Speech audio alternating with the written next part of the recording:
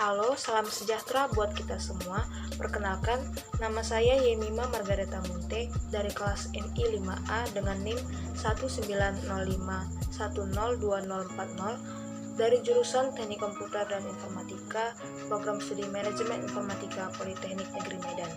Saya akan mempresentasikan rangkuman materi yang sudah dipelajari selama setengah semester terakhir dari mata kuliah seminar yang diampu oleh Ibu dosen Lantiur Sinambela SSI MSI. Adapun materi yang dibahas pada mata kuliah seminar ini adalah mengenai karya tulis ilmiah. Karya tulis ilmiah itu merupakan tulisan yang membahas ilmu pengetahuan yang disusun secara sistematis dengan menggunakan bahasa yang baik dan yang benar. Syarat minimal dalam sebuah karya ilmiah, yang pertama menggunakan bahasa tulis sebagai media, dan yang kedua membahas konsep ilmu pengetahuan, yang ketiga disusun secara sistematis, dan yang keempat dituangkan dengan menggunakan bahasa yang benar. Hakikat dalam karya ilmiah yaitu karya seseorang didasarkan atas kebenaran logika rasional dan kebenaran ilmiah, di mana hakikat karya ilmiah ini dapat berupa hasil penelitian lapangan dan laboratorium, hasil ide atau inovasi yang baru, berupa skripsi, tesis, disertasi, serta artikel, jurnal, makalah, buku ajar, dan sejenisnya. Adapun jenis karya tulis ilmiah, yang pertama berdasarkan status, yaitu seperti siapa yang menulis dengan tujuan subjektif, terdiri dari laporan, buku daras, kertas kerja, makalah, skripsi, tesis, dan disertasi. Sedangkan kalau dilihat berdasarkan tujuan objektif atau tujuan praktis, berdasarkan isi, yaitu menjelaskan masalah, memberikan penilaian atau komentar, memberikan saran, memberikan sanggahan sebagai pembuktian hipotesis, dan untuk mengajukan rangsangan. Ciri-ciri karangan ilmiah atau karya tulis ilmiah, yang pertama mendalam atau tuntas. Di sini maksudnya itu akan membicarakan topiknya secara mendetail dan sampai dibahas sampai ke akar-akarnya. Yang kedua ada objektif, di mana segala keterangan yang dikemukakan apa adanya sesuai dengan data dan fakta yang diperoleh. Yang ketiga sistematis, yaitu uraian disusun menurut pola tertentu sehingga jelas urutan dan kaitan antara unsur-unsur tulisan. Yang keempat yaitu cermat, maksudnya itu berupaya menghindari kesalahan atau kekeliruan. Dan yang kelima lugas, artinya pembicaraan langsung pada persoalan yang dikaji tanpa basa-basi. Yang keenam tidak emosional, maksudnya tanpa melibatkan perasaan.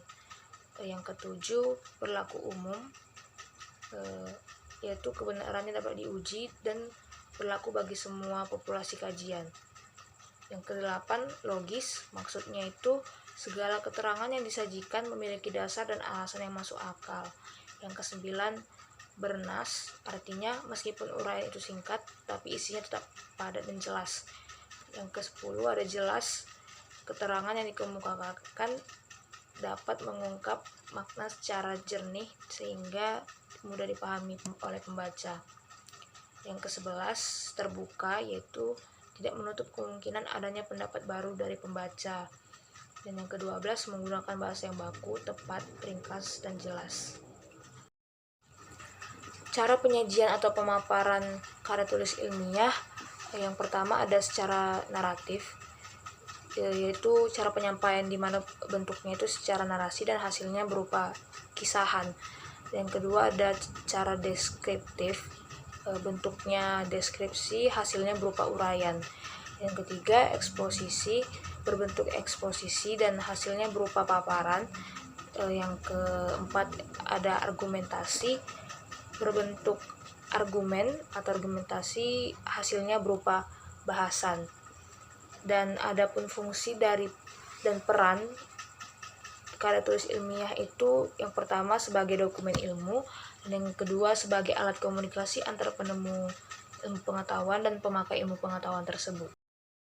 Berikutnya ada langkah-langkah dalam melakukan penelitian. Yang pertama itu menentukan topik yang jelas, batas bidangnya, tempatnya, dan waktunya. Dimana maksud topik ini adalah sesuatu yang menjadi pokok bahasan dapat diperoleh dari lingkungan sekitar kita, misalnya seperti pengalaman-pengalaman masa lampau, pengalaman masa kini, alam sekitar, persoalan kemasyarakatan, kebudayaan, ilmu pengetahuan, ekonomi, dan lain-lainnya.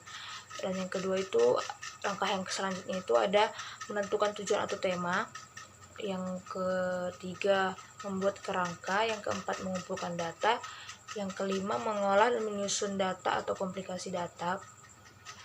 Dan yang selanjutnya, menulis laporan dan membuat judul. Judul biasanya berupa frasa yang mengungkapkan tema.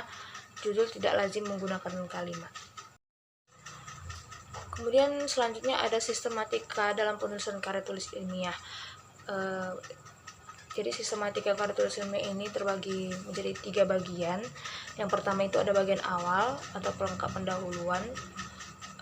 Pendahuluan awal, di mana bagian awal ini terdiri dari halaman judul.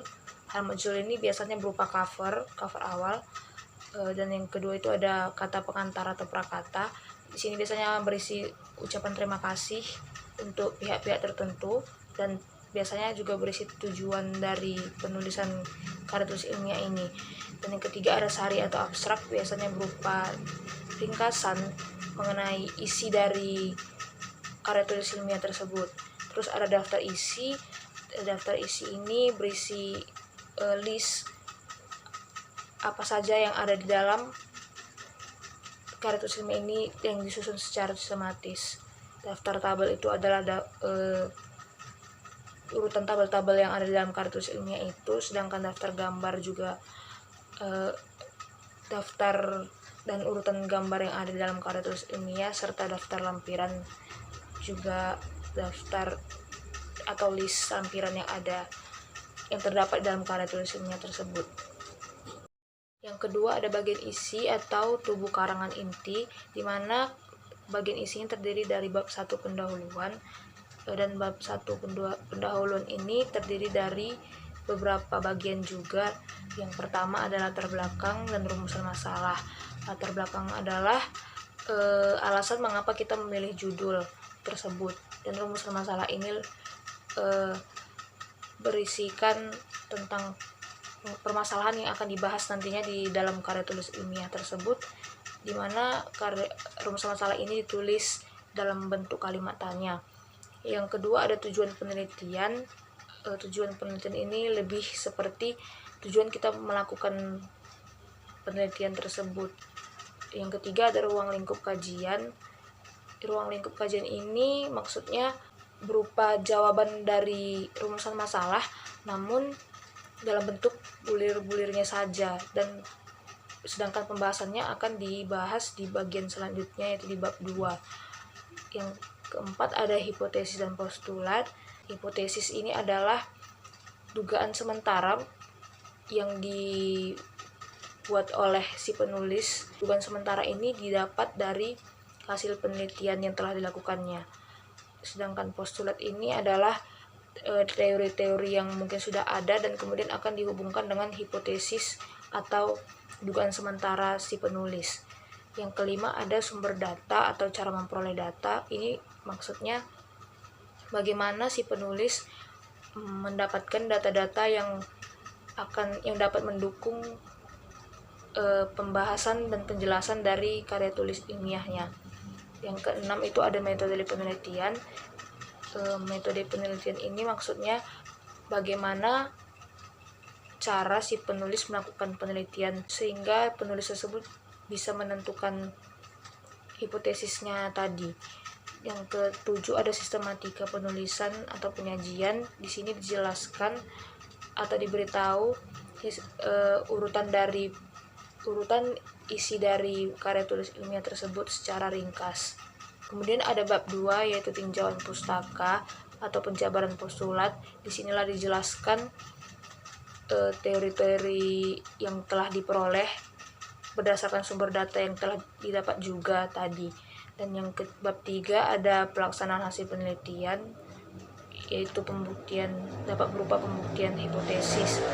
Pelaksanaan hasil penelitian ini disinilah peneliti atau penulis tadi melakukan penelitian untuk membuktikan dugaan sementara yang tadi telah berikan sebelumnya dan akan dihubungkan kembali dengan teori-teori yang telah didapat berdasarkan data yang diperoleh. Kemudian ada bab 4, pembahasan hasil penelitian. Pada bagian ini, penulis atau peneliti akan membahas dan menjabarkan hasil-hasil penelitiannya. Atau bab 5, ada kesimpulan dan saran. Di sini berisi kesimpulan penulis atau peneliti mengenai apa saja yang sudah diteliti. Dan terakhir ada bagian pelengkap akhir yang terdiri dari daftar pustaka, lampiran atau appendix, indeks, dan daftar riwayat hidup. Selanjutnya akan membahas mengenai identifikasi masalah dan hipotesis. Perumusan masalah bertujuan untuk yang pertama, mencari sesuatu dalam kerangka pemuasan akademis seseorang. Yang kedua, memuaskan perhatian serta keingintahuan seseorang akan hal-hal yang baru. Yang ketiga, meletakkan dasar untuk memecahkan beberapa penemuan penelitian sebelumnya atau dasar untuk penelitian selanjutnya. Yang keempat, ada memenuhi keinginan sosial dan menyediakan sesuatu yang bermanfaat. Perumusan tujuan penelitian yang jelas, yang mencakup pernyataan tentang mengapa penelitian dilakukan, sasaran penelitian, maupun pikiran penggunaan dan dampak hasil penelitian.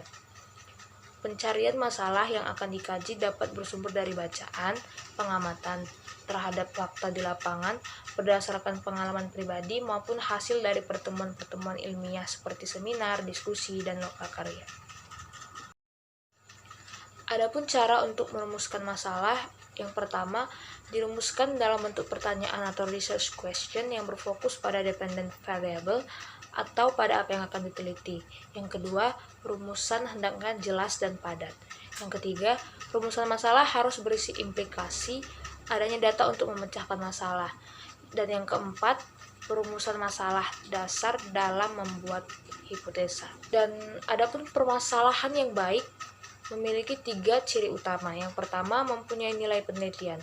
Dalam arti bahwa penelitian tersebut masih bersifat asli atau original, menyatakan suatu hubungan dengan bidang lain, serta dapat diuji kebenarannya. Yang kedua, ada visible, artinya permasalahan tersebut dapat dipecahkan, tersedianya data dan metode untuk memecahkan masalah tersebut, tersedianya biaya dan dapat diselesaikan dalam waktu yang wajar. Dan ciri yang ketiga adalah sesuai dengan kualifikasi peneliti.